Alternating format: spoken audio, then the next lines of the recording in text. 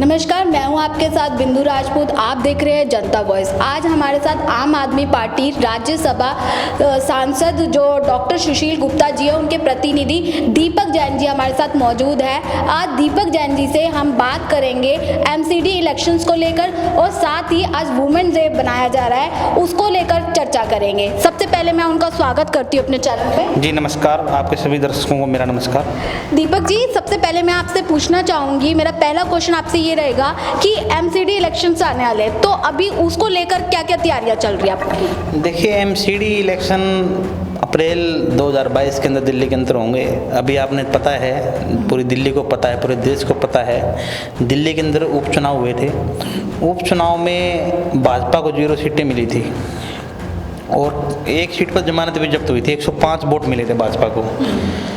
MCD का मतलब वैसे देखा जाए, अगर एक लीगल और फॉर्मल लैंग्वेज में देखा जाए तो इसका मतलब म्यूनसिपल कॉरपोरेशन ऑफ दिल्ली। लेकिन भाजपा ने 15 साल के अंदर एमसीडी को मोस्ट करप्ट डिपार्टमेंट बना दिया, मोस्ट करप्ट डिपार्टमेंट। मैं वार्ड 51 पालम विधानसभा के अंदर आता है, मधु विहार, यहाँ की बात करूँ। इसके बाद मैं शालीमार बाग के अंदर जाना चाहूँगा। यहाँ के बाद यहाँ क्या हो रहा है, यहाँ पर एमसीडी के अफसरों की तानाशाही चल रही है। आप काले रोड पर चले जाओ, हर अफसर मंत्री लेकर गलत काम करवाते हैं, इंकरेजमेंट करवाते हैं। मार्केट के अंदर जिन व्यापारियों का कोई बेचारा कसूर नहीं है, जो सिर्फ भाजपा के एंटी वोट करते हैं या पार्षद के एंटी वोट करते हैं, पार्षद के थोड़े एंटी हैं, उनके हर पहले महीने दूसरे महीने में चालान काट देते हैं। 600 700 रुपये उनको चालान भरने पड़ते हैं। आज मैं आपके चैनल के माध्यम से उनको बताना चाहूँगा, अगर अब की बार आपका चालान काटे कोई तो हमारे संपर्क करें, हम उनको वकील भी देंगे, कोर्ट में उनकी लड़ाई भी लड़ेंगे। और आने वाले चुनाव में आम आदमी पार्टी माननीय मुख्यमंत्री श्री अरविंद केजरीवाल जी के नेतृत्व के अंदर एमसीडी को एक दिल्ली की सबसे ईमानदार सरकार बना के दिखाएगी और भाजपा को 272 में 0 मिलेगी। भाजपा को वोट देने का कोई फायदा नहीं किसी प्रकार का, और कांग्रेस तो कहीं है ही नहीं। तो सर, अभी क्या आपको लगता है कि जिस तरह से स्थिति चल रही है एमसीडी इलेक्शंस को लेकर, बीजेपी की तरफ अभी कोई सीटें नहीं मिल पाई है और आम आदमी पार्टी अभी 4 सीटें जीती है, तो उसमें क्या लगता है कि आने वाले टाइम में क्या जनता पूरा विश्वास दिखा पाएगी इस तरह? देखिए, आम आदमी पार्टी को बने हुए 7 साल हुए हैं। 8वें साल में आम आदमी पार्टी चल रही है। 7 साल के अंदर एमसीडी दिल्ली सरकार ने माननीय मुख्यमंत्री श्री अरविंद केजरीवाल जी के नेतृत्व में 3 बार सरकार बनाई है। 2013 में 49 डे की सरकार बनाई, फिर कांग्रेस के साथ उसमें गठबंधन था, अनकंडीशनल सपोर्ट थी, लेकिन कांग्रेस ने उस बिल को पास नहीं होने दिया। तो माननीय मुख्यमंत्री जी ने मुख्यमंत्री की कुर्सी को लात मारते हुए मुख्यमंत्री की कुर्सी से इस्तीफा दे दिया था। उसके बाद दिल्ली की जनता ने वो 49 दिन का काम देखा। उस काम को देखते हुए दिल्ली की जनता ने 67 सीट आम आदमी पार्टी को दी और वो 5 साल सरकार चली। उस 5 साल में दोबारा फिर वो 5 साल का कार्यकाल खत्म होने के बाद मुख्यमंत्री जी ने चुनाव के अंदर बोला, भाई मैं आपका बेटा हूँ, आपका बच्चा हूँ, आपका बड़ा भाई हूँ, अगर मैंने काम किया है तो वोट दे देना, अगर आपको लगता है आपके बेटे ने काम नहीं किया तो वोट मत देना।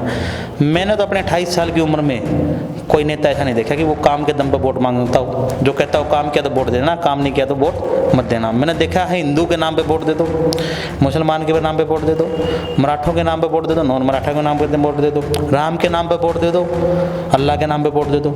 ये तो मैंने भाजपा को करते हुए देखा है। कांग्रेस भी यही राजनीति करती आई है, लेकिन मैंने मुख्यमंत्री अरविंद केजरीवाल जी को काम के नाम पे वोट मांगते हुए देखा है। दिल्ली की जनता ने अब उपचुनाव में भी मुख्यमंत्री जी के कार्य पे वोट दिया है, चाहे वो दिल्ली के स्कूल हो, चाहे वो कोरोना काल में काम किया गया वो कार्य हो, चाहे वो पानी हो, चाहे वो इलेक्ट्रिसिटी हो। आज इलेक्ट्रिसिटी हिंदुस्तान में सबसे सस्ती इलेक्ट्रिसिटी दिल्ली के अंदर है, जबकि दिल्ली खुद इलेक्ट्रिसिटी नहीं बनाती। यही और उन्हीं इलेक्ट्रिसिटी कंपनी से हम बिजली ले रहे हैं जो पहले शीला दीक्षित के राज में होती थी। तो इसका मतलब कहीं ना कहीं पहले घोटाला होता था। शीला दीक्षित जी 32,000 करोड़ में सरकार छोड़ के गई थी, आज 62,000 करोड़ में सरकार बना रखी है। दिल्ली सरकार इकलौती ऐसी सरकार है जो कैग की रिपोर्ट कहती है प्रॉफिट में चल रही है, बाकी सारे देश की सरकारें नुकसान में चल रही हैं।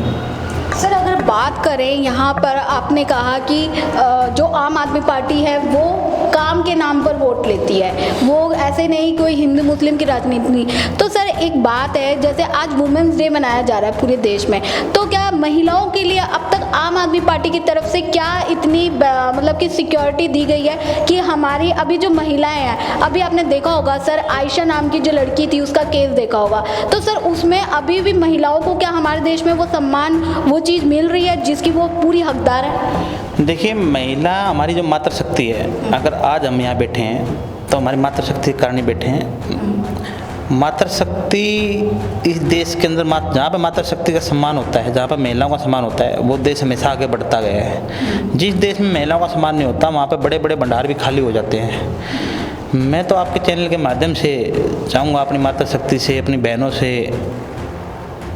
अनुरोध करूंगा कि आपको भी राजनीति के अंदर आना चाहिए। और सुरक्षा की बात करी जाए तो दिल्ली सरकार तो सुरक्षा के कदम हर तरह से उठा रही है। दिल्ली का दुर्भाग्य ये कि दिल्ली में तो क्या राजनीति में आने से महिलाएं सुरक्षित महसूस करेंगी? क्योंकि सर जरूरी नहीं है, कुछ महिलाएं घर में रह के अपना घर संभाल कर ज़्यादा वो करती हैं। आपकी बात का जवाब दे दूँ, 2012 के अंदर तत्कालीन कांग्रेस की सरकार कहती थी अगर अपने कानून बनाने तो राजनीति में और खुद बनाओ।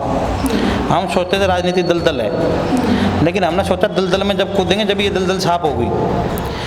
हम एक आम घरों के लड़के हैं, मेरा कोई बैकग्राउंड राजनीतिक बैकग्राउंड नहीं है। माननीय मुख्यमंत्री श्री अरविंद केजरीवाल जी का बैकग्राउंड कोई राजनीतिक बैकग्राउंड नहीं है। माननीय स्वास्थ्य मंत्री श्री सत्येंद्र जैन जी की फैमिली में भी कोई आज तक नेता नहीं बना। गोपाल राय जी की फैमिली में कोई नेता नहीं बना। मनीष सिसोदिया जी खुद आपके प्रोफेशन से आते हैं, वो पत्रकार थे। तो हमें लोगों की मूलभूत ज़रूरतों का पता था, हम भी उन समस्याओं से गुजर के आए हैं। तो ऐसे ही महिलाओं को उनकी समस्याओं का पता है।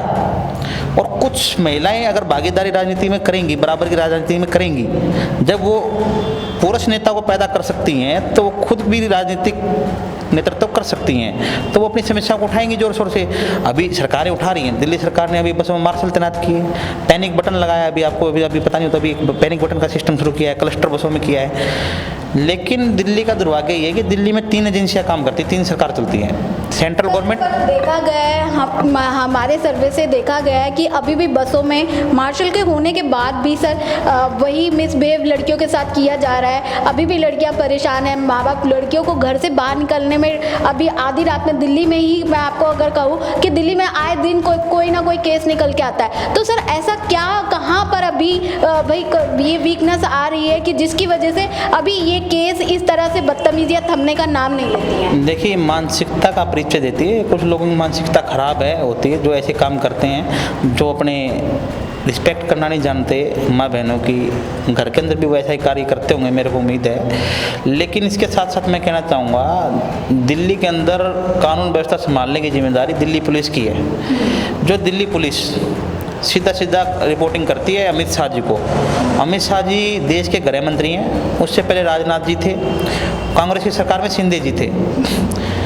दिल्ली पुलिस भी एमसीडी से कम भ्रष्ट नहीं है। आज थाने में एक आदमी कंप्लेंट लेके चला जाए, उसकी कंप्लेंट रजिस्टर्ड नहीं होती। थाने का जो डीओ होता है, ड्यूटी ऑफिसर होता है, वो उसको बदतमीजी से बोलता है किसी भी थाने का, जबकि उसका फर्ज बनता है सर करके बात करे वो वहाँ पे। अगर कोई 100 नंबर कॉल कर देता है, अगर कोई पढ़ा लिखा आदमी, उससे तो तमीज़ से बात की जाती है। अगर कोई अनपढ़ होता है उसको धमकाया जाता है, 100 नंबर कॉल क्यों करी। तो इस तरह की कानूनी व्यवस्था अमित शाह जी ने पैदा कर दी है।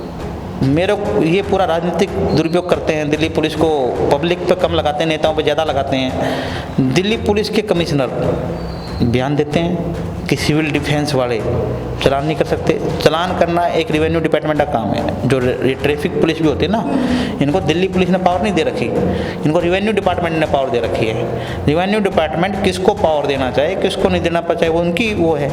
एक राजनीतिक बयान देती है, दिल्ली पुलिस भी राजनीतिक तरीके से चलती है। मैं दिल्ली पुलिस से भी अनुरोध करना चाहूँगा, आज महिला डे है, आप ज़्यादा से ज़्यादा हमारे देश की, हमारी दिल्ली की महिलाओं की सुरक्षा करें, उनकी बातें सुने, जो मन चले हैं उनको पकड़ने का काम करें, उनकी सुने। लेकिन सुनवाई नहीं होती तो कहीं ना कहीं मन चले भी निकल जाते हैं, उनके भी हौसले बढ़ते हैं। हौसलों को ना बढ़ना दिया जाए तो ये अपराध रुक सकते हैं। और इसके लिए हम जो कर सकते हैं, अभी आप दिल्ली के अंदर जाओगे, लगभग हर वार्ड के अंदर CCTV कैमरे लगे हैं। अभी दूसरे फेस में भी कैमरे लगने शुरू हो जाएंगे।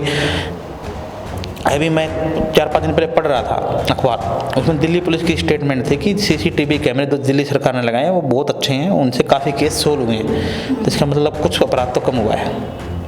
तो सर आज जैसे महिला दिवस है, उस पे आप हमारे चैनल के माध्यम से महिलाओं को क्या संदेश देना चाहेंगे? देखिए, मातृशक्ति को तो मैं क्या संदेश दूंगा, महिला दिवस है, हमारी मातृशक्ति के कारण ही हम यहाँ पे हैं। मैं तो ये संदेश देना चाहूँगा कि आप गर्व से, अभी तक हमारे देश के अंदर कुछ ग्रामीण एरिया है या जो भी है दब के रह जाता है, महिलाओं को दबा के रखा जाता है, लेकिन मैं तो पुरुषों को भी कहना चाहूँगा आप सम्मान करें। जिस घर में महिलाओं का सम्मान होता है वो घर दिन दुगनी रात चौगुनी तरक्की करता है। और महिलाओं को भी कहना चाहूँगा कि आपको भी दलदल में उतरना पड़ेगा, इस राजनीति के अंदर आना पड़ेगा, आप भी अपनी भागीदारी राजनीति के अंदर सुनिश्चित करें ताकि आप भी महिलाओं की आवाज़ उठा सकें।